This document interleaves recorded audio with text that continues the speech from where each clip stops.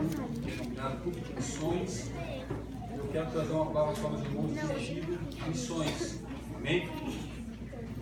Amém. Vamos abrir por gentileza a palavra do livro de Atos dos Apóstolos, capítulo de número 11, versículo 19. Atos, capítulo 11, versículo 19.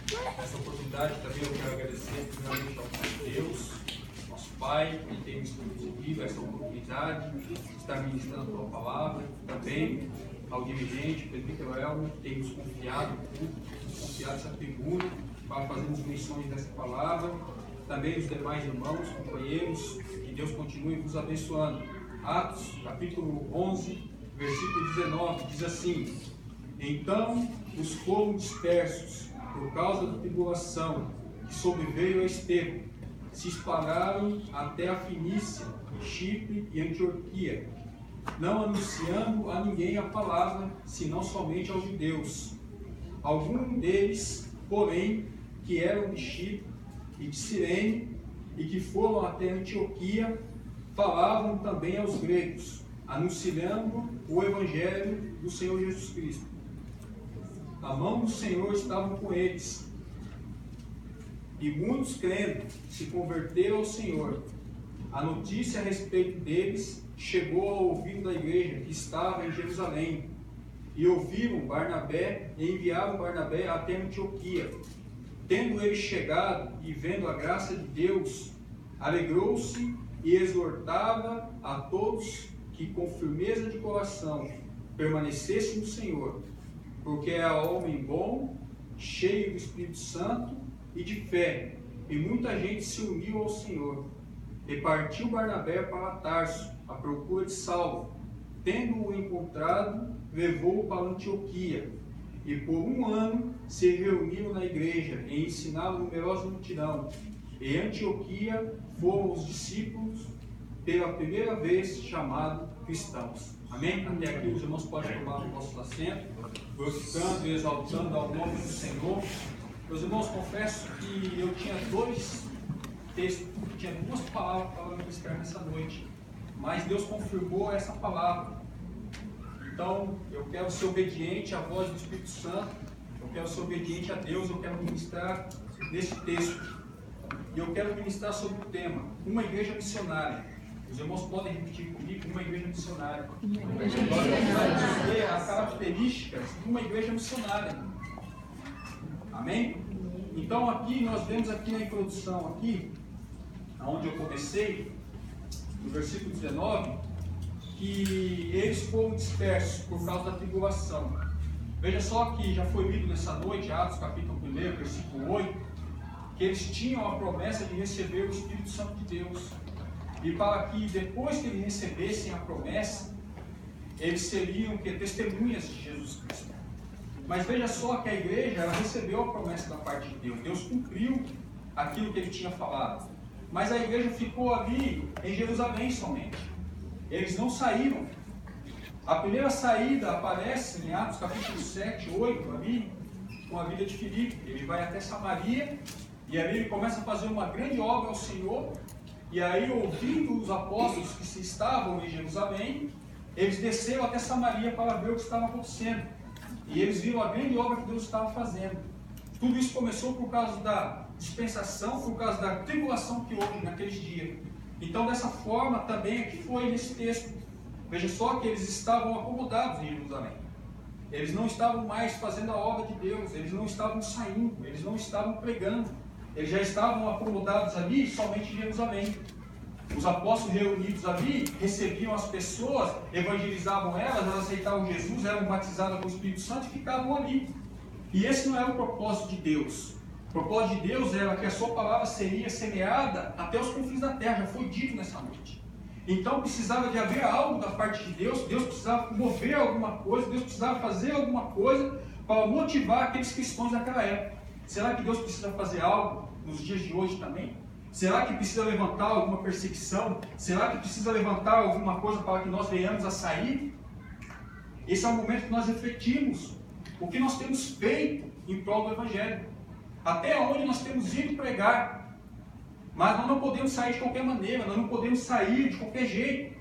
E é sobre isso que eu quero falar. Uma igreja missionária, ela precisa de ter algumas armas. A igreja missionária, que vai fazer uma grande obra para Deus, como a igreja de Antioquia fez, precisa de algumas armas. E a primeira, eu já quero entregar para os irmãos. Está aqui, ó, versículo 21. Olha aqui. A mão do Senhor era com eles. Então, para nós fazermos missões, para nós sairmos dessas portas para fora, nós precisamos da mão de Deus. Sem a mão de Deus sobre as nossas vidas, guardando, livrando, abençoando, dando poder, usando, nós não vamos fazer nada para Deus. Nós precisamos da mão de Deus. Nós precisamos entregar tudo na mão de Deus, todo o trabalho da igreja. Veja que essa igreja aqui não tem dono. Não tem um dono físico. Sim, um dono espiritual, é Jesus Cristo. Aleluia. Foi Ele que pagou ali na cruz do Calvário com o seu sangue pela igreja. E Ele disse que as portas do inferno não prevaleceriam contra a igreja. Então veja que o dono espiritual, não físico, porque aqui não existe uma pessoa dono. Deus coloca pastores na igreja. Deus não dá pastores à igreja. Deus não dá a igreja para pastores, mas coloca pastores na igreja. E nós temos que ser submissos aos líderes que Deus coloca sobre a nossa vida. Mas veja só que o dono da igreja é Jesus Cristo. E isso não vai mudar nunca. É a noiva. Então veja só que se não estiver na mão de Deus, se todo o trabalho não estiver na mão de Deus, nós só vamos patinar. Nós nunca vamos conseguir sair. Nós nunca vamos conseguir fazer nada para Deus. Tem que estar tudo na mão de Deus. Desde o primeiro até o maior. Desde o pequeno até o maior. Tudo tem que estar na mão de Deus. Todo o trabalho. Todo o propósito da igreja tem que estar na mão de Deus. Primeiramente na mão de Deus. Daí Deus vai começar a fazer algo tremendo. Daí Deus vai começar a usar pessoas. Daí Deus vai começar a enviar. Daí Deus vai começar a levantar. Primeira coisa que a igreja tem que fazer, uma igreja verdadeira, uma igreja missionária, ela tem que colocar toda a obra na mão de Deus. Ah, mas eu queria tanto fazer algo. Sim, pode ser bom. Deus pode estar querendo aprovar a sua intenção do teu coração. Mas primeiro, antes de você trazer ao nosso dirigente, antes de você trazer ao nosso pastor, você tem que primeiro pôr na mão de Deus. Amém? Coloque na mão de Deus e deixa que Deus vai fazer o resto. Deus, Ele só opera quando nós deixamos na mão dEle. Deus, Ele não gosta que ninguém dê ajudinha para Ele. Deus não gosta que ninguém queira fazer no lugar dEle. Tem coisas que Deus ortogou a nós. Tem coisas que Deus deixou para nós fazermos. Mas tem coisas que só Deus que vai fazer. Então, se nós não deixarmos na mão deles, como nós estamos confiando? A palavra de Deus diz ali, 1 Pedro capítulo 5, versículo 6, diz assim: humilhai-vos sob. Esse sob é embaixo, tá? Não é em cima, não. Sob as poderosas mãos de Deus. E aí continua. E ao seu tempo, ou ao tempo oportuno, Ele vos exaltará. Então, primeiro nós temos que colocar na mão de Deus. Nós temos que estar submissos à mão de Deus. Aleluia. Amém? E a igreja de Antioquia, eles entendiam isso. Nós vamos entender no decorrer da mensagem que eles acreditavam que era Deus que fazia todas as coisas. E quando nós vemos Deus operando no sobrenatural, nós vamos glorificar o seu nome.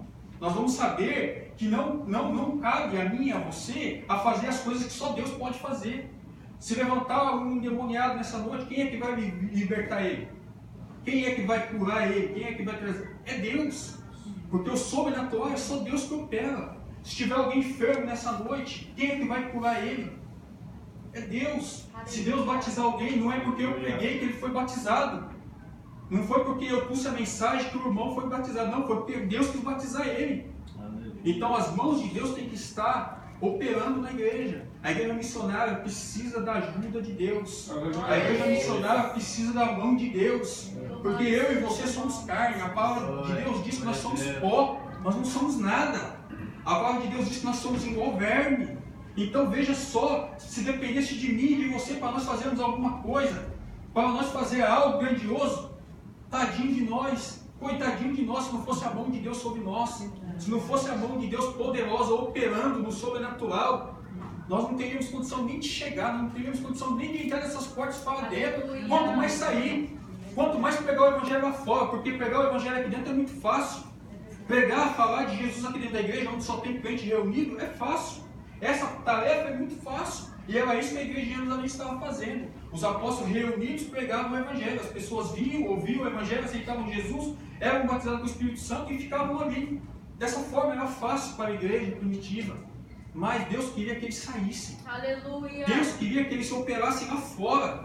Os mesmos sinais que eles faziam dentro do templo, eles tinham que fazer lá fora. Esse era o propósito deles serem cheios do Espírito Santo. Mas eles precisavam da ajuda de Deus, eles precisavam da mão de Deus. Amém?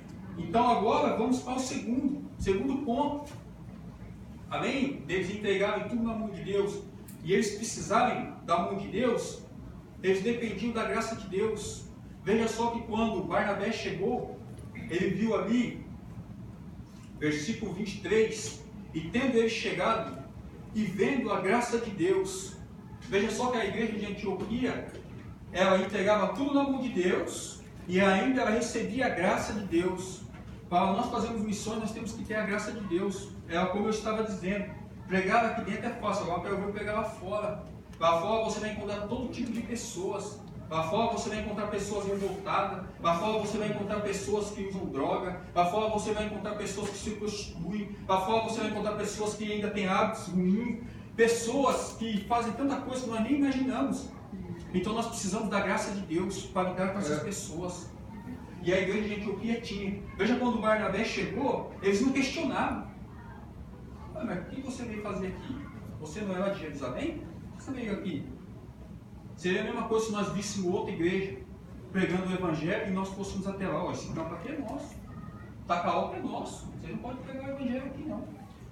Mas tem uma passagem que aconteceu isso. O discípulo João viu um homem pregando e ele não fazia parte dos 12. Ele chegou até Jesus e falou: mestre, nós vimos um homem expelindo um demônio, mas ele não anda conosco. Marcos capítulo 9, versículo 38. Assim. Mas ele não anda conosco, nós não impedimos de falar de ti. Jesus falou o quê? Não o impeça. Quem não é conosco, quem não é comigo, quem não ajunta comigo não é comigo. Então Jesus estava falando mais ou menos assim: se ele não é comigo, ele vai atrapalhar a obra, mas se ele é comigo, ele vai acrescentar. Então não impeça dele falar, deixa ele falar. Então veja só que Barnabé chegou de Jerusalém, a igreja não questionou ele. Mas o que você veio fazer aqui? Você não faz parte aqui da nossa membresia, você não cooperou com nada, agora você vem aqui, ainda vai querer ensinar aqui também? Quem te deu autoridade para isso? Veja só que a igreja recebeu ele com alegria. Por quê? Porque eles dependiam da graça de Deus. Eles entenderam que eles precisavam de ajuda. Eles entenderam que eles precisavam de mais obreiros. Eles entenderam que a obra de Deus não era deles, mas sim da graça de Deus. Então eles deixaram Barnabé à vontade. E Barnabé ainda foi e buscou Saulo. Veja que Barnabé não é uma pessoa egoísta. Barnabé, além de vir, ainda trouxe mais um. Acrescentou na obra missionária. E eles foram os primeiros missionários a ser enviados daquela igreja. Eles não faziam parte dali. Mas quando foi a primeira vez que a igreja enviou missionários, foi Barnabé e Saulo. Veja que a igreja de Antioquia era uma igreja que dependia totalmente de Deus. Era uma igreja que tinha um coração voluntário para a obra missionária. Eles não fizeram questão de enviar os seus missionários. Eles não fizeram questão de falar: não, nós estamos primeiro aqui no campo, então vamos enviar os nossos missionários. Nós chegamos primeiro. A vez é nossa. Não, eles tiveram a oportunidade de enviar uns que seriam um maior missionário. É claro, depois de Jesus, é claro. O apóstolo Paulo, que depois seria um grande apóstolo. Veja só que eles enviaram, está aí no capítulo 13, versículo 1. A igreja de Antioquia tinha profetas e mestres. Veja só que eles tinham homens capacitados para fazer a obra missionária. Capítulo 13, versículo 1, diz aí: havia na igreja de Antioquia profetas e mestres. Barnabé, Simão, o sobrenome Nigir, Búcio de Cirene, Manaém, Coraço de Herodes, o tetrarca, e Saulo. E servindo eles ao Senhor, e jejuando, disse o Espírito Santo: separai-me agora Barnabé e Saulo para a obra que eu tenho chamado. Então jejuaram, oraram e imporam as mãos sobre eles e os despediram. Essa foi a primeira viagem missionária. Veja só que a igreja de Antioquia ela tinha graça para entender que era Deus que fazia a obra. Veja só que eles obedeceram a voz do